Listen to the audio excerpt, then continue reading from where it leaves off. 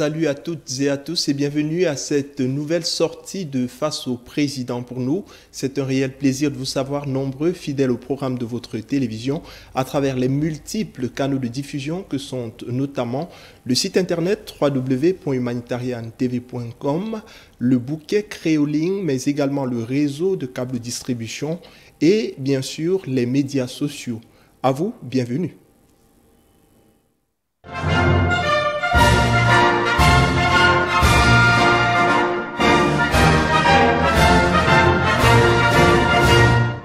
Face au Président, c'est votre magazine hebdomadaire de plateau qui dure une vingtaine de minutes.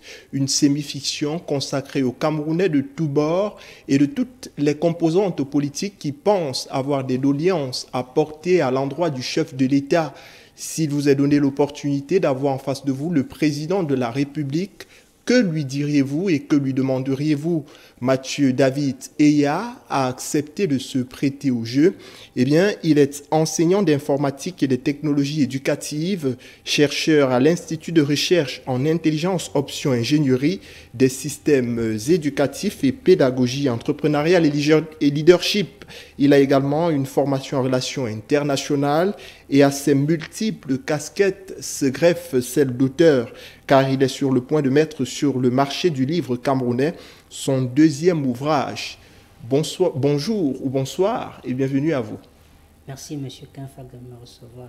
Alors, en très peu de mots, quelles sont les valeurs que vous prônez dans vos écrits?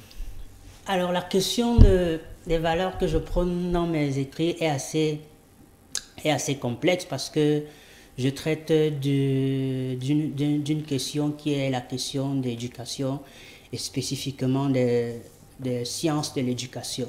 Alors, de manière globale, qu'est-ce qu'on peut dire de l'éducation? L'éducation, c'est l'art d'instruire, d'élever ou alors de former un individu, un adolescent, de sorte à développer ses capacités morales, physiques et intellectuelles. Alors, dans instruire, on parle de l'aptitude à transmettre des connaissances. Dans l'élévation, on parle plus de l'élévation morale qui est une élévation spirituelle, une élévation en fonction des objectifs qu'il compte atteindre, et la formation qui est la phase pratique de l'éducation. Alors pourquoi cet intérêt majeur pour l'éducation?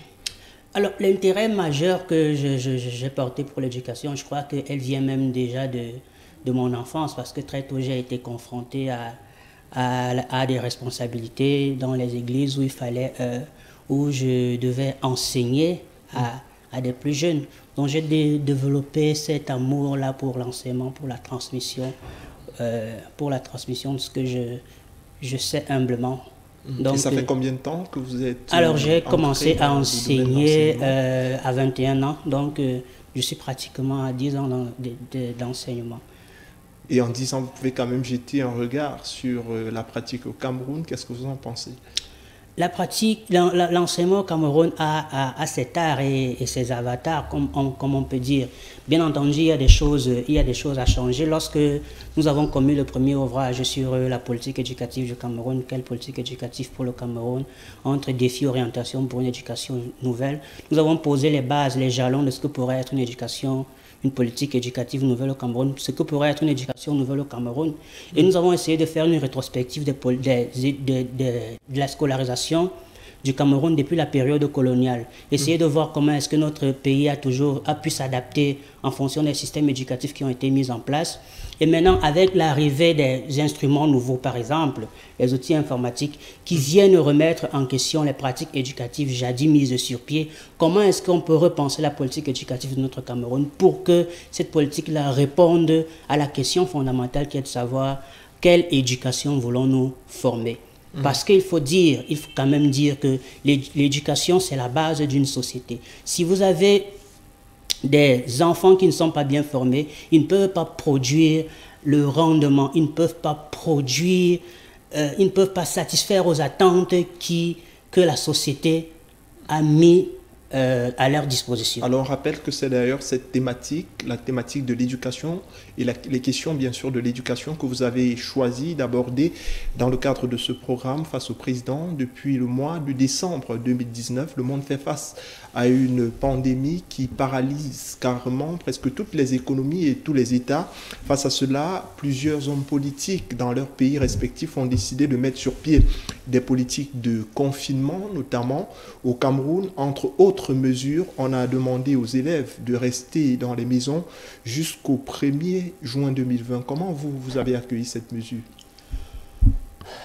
Alors, cette mesure, je crois qu'en tant que parent, il était salutaire. Parce que vous êtes aussi parent? Oui, parce que ça va de soi. Il était salutaire de, vous savez, en Afrique, un homme de ma tranche d'âge devrait être parent. Donc,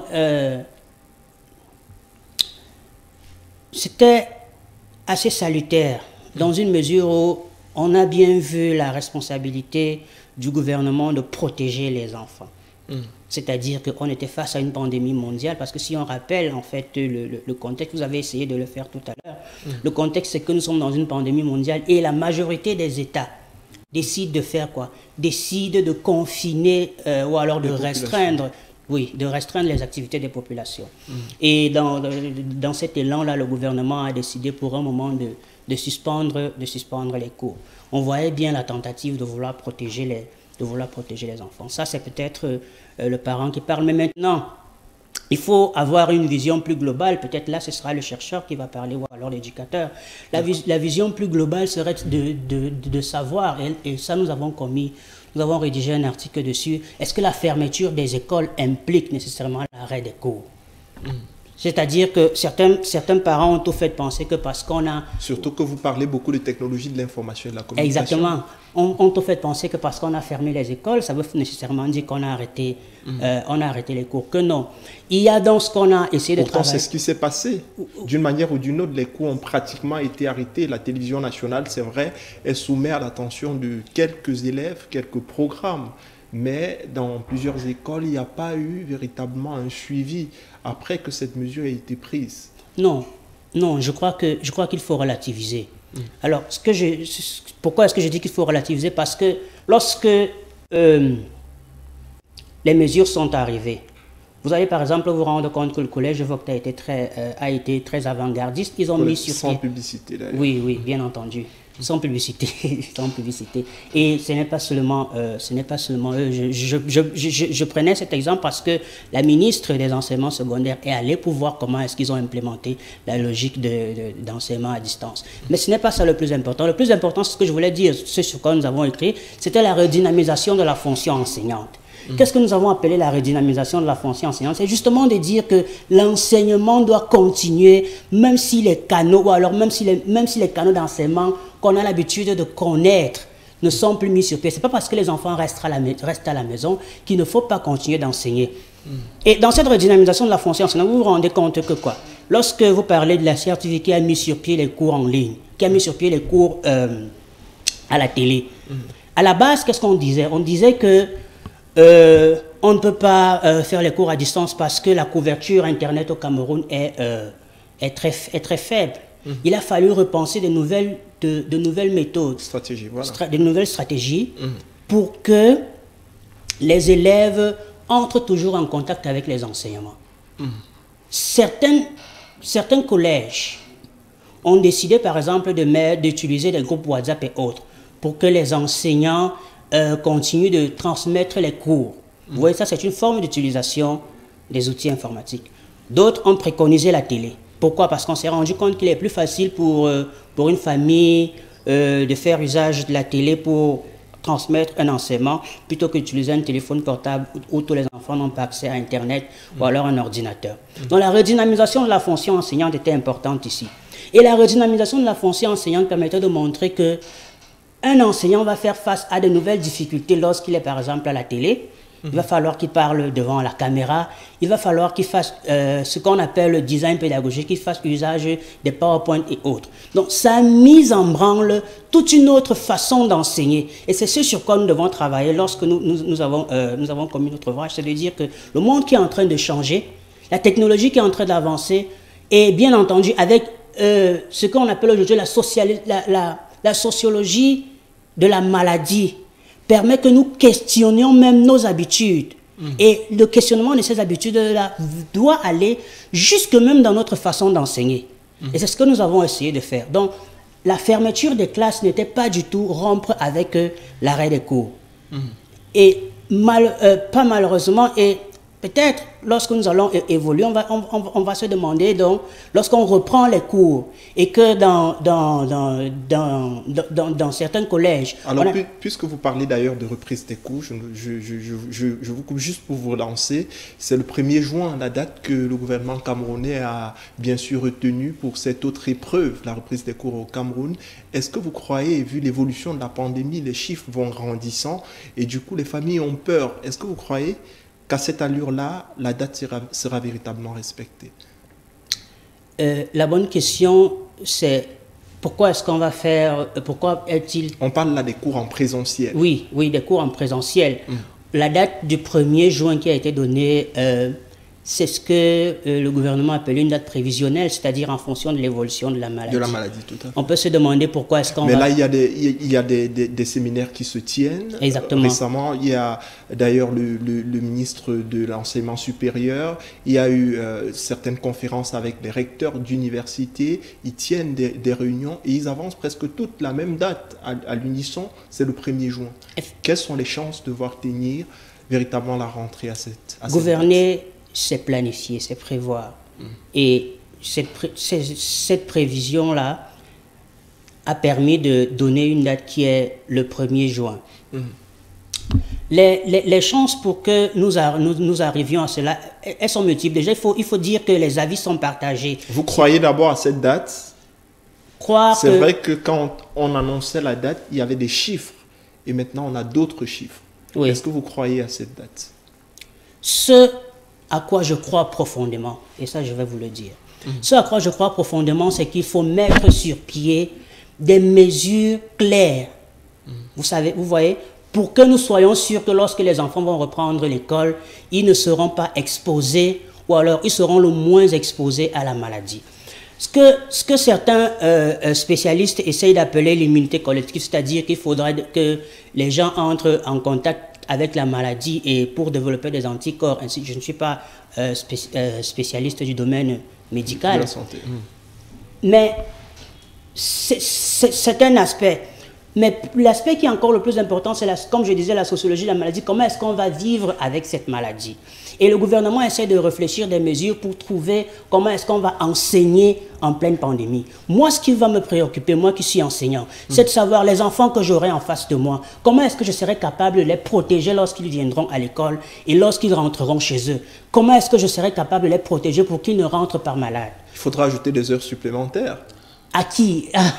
Bon, non, vous savez, les heures supplémentaires, non. Mais il faut mettre dans les établissements scolaires, si on parle de se laver les mains, il faut pouvoir rendre disponible l'eau pour que les enfants se lavent les mains.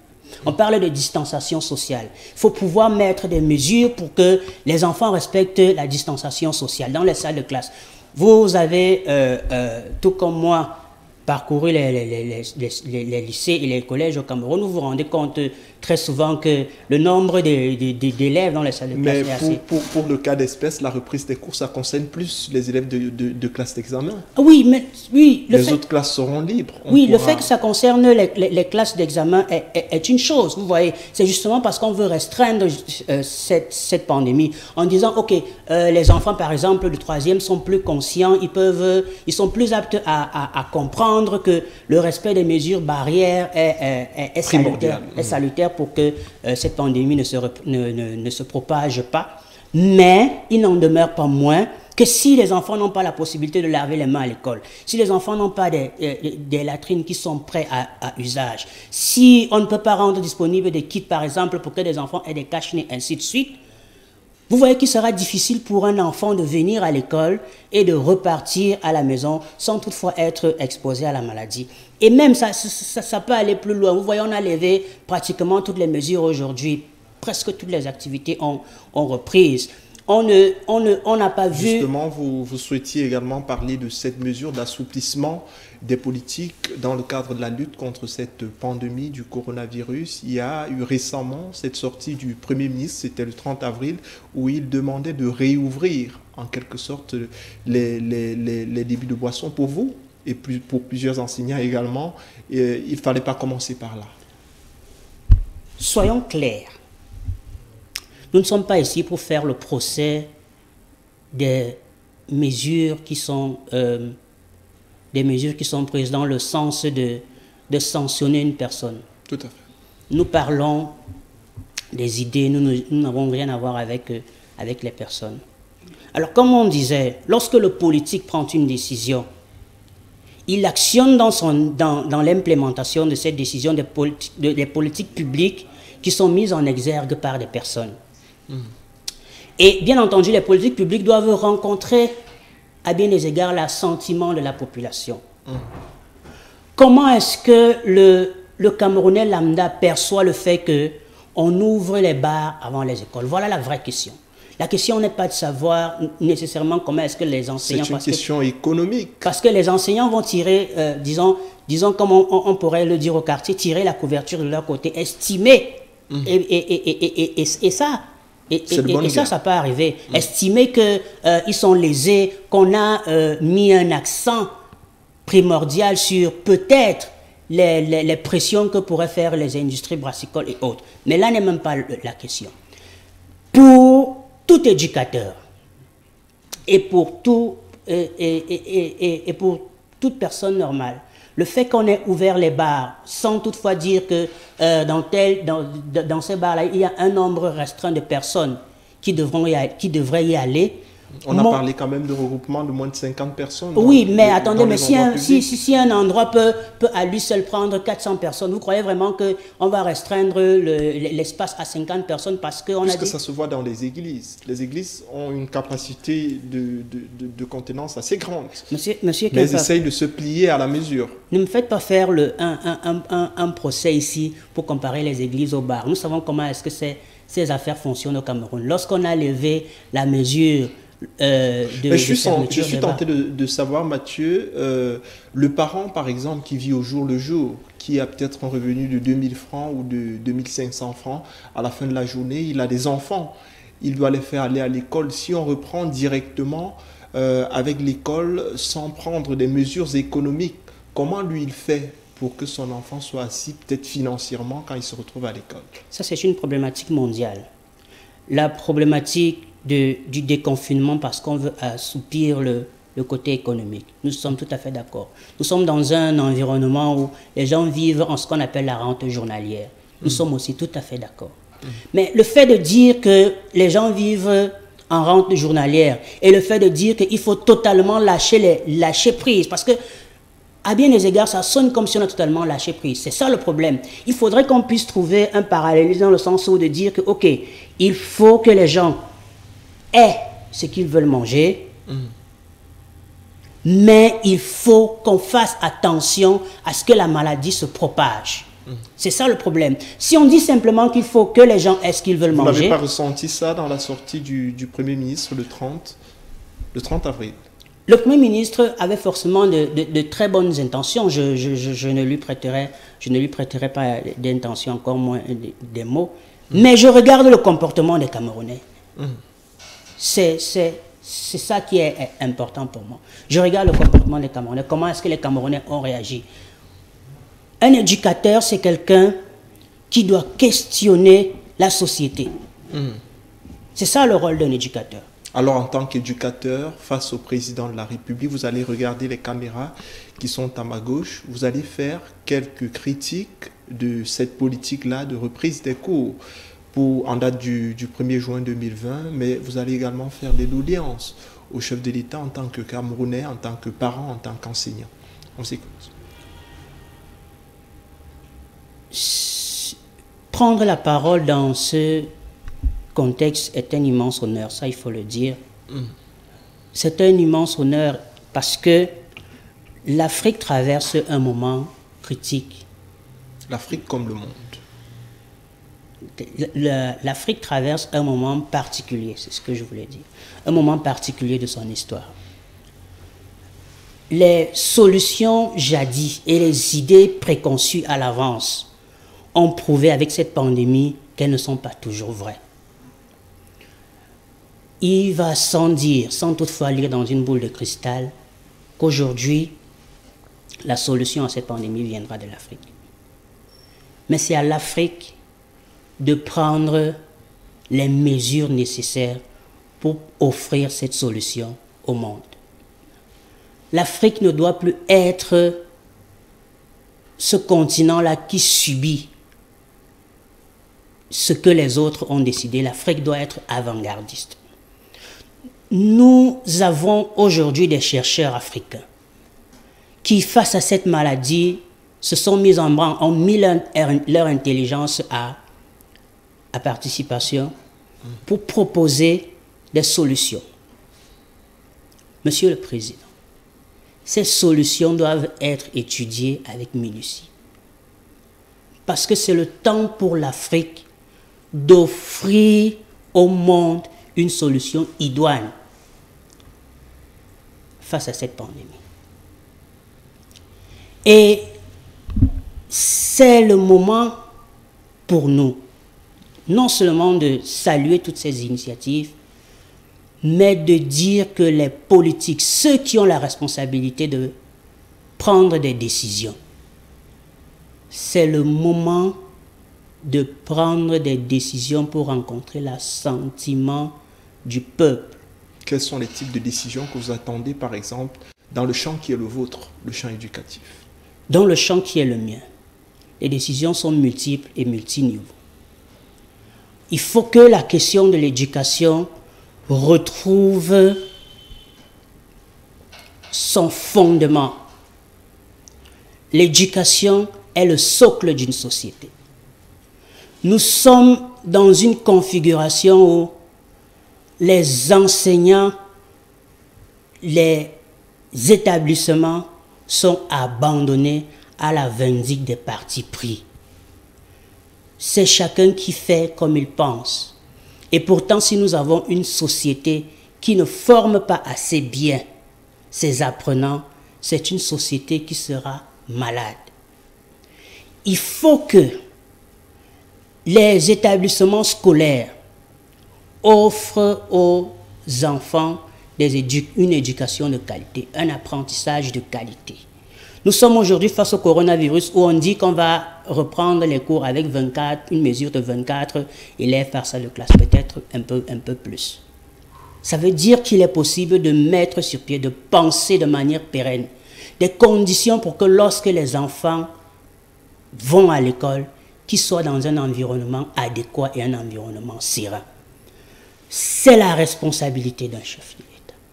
C'est la responsabilité qu'il faudrait prendre en considération. Savoir que sans l'éducation, une société ne peut pas marcher. Et que l'Afrique a beaucoup à offrir.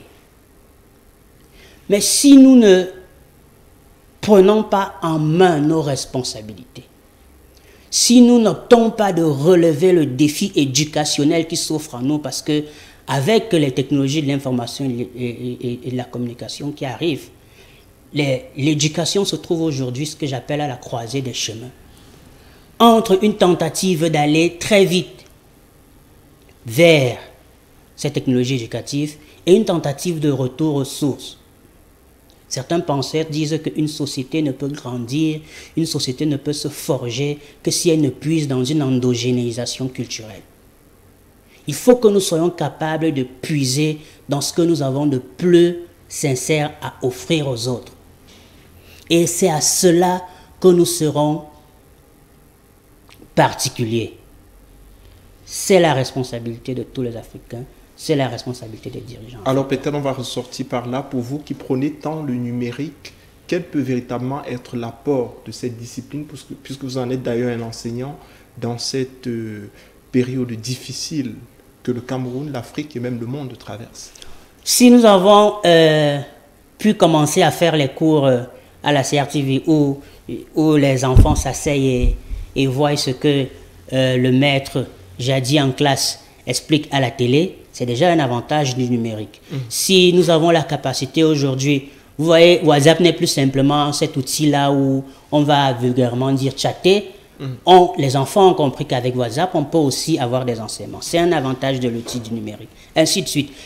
L'outil numérique a plus d'avantages au niveau éducatif lorsqu'il est bien exploité que d'inconvénients. Donc c'est à nous, éducateurs, c'est au gouvernement de trouver la mesure, comme on dit souvent, de savoir tenir la main et lâcher prise. Mathieu David Eya, merci d'avoir accepté cette invitation. Merci de m'avoir invité. Alors, chers téléspectateurs, nous sommes arrivés à la fin de ce programme.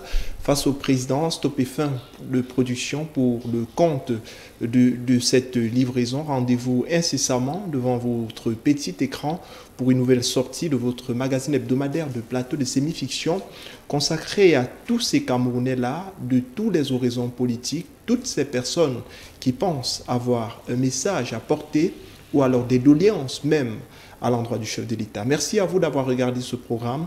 À très bientôt et restez fidèles sur les programmes de votre télévision.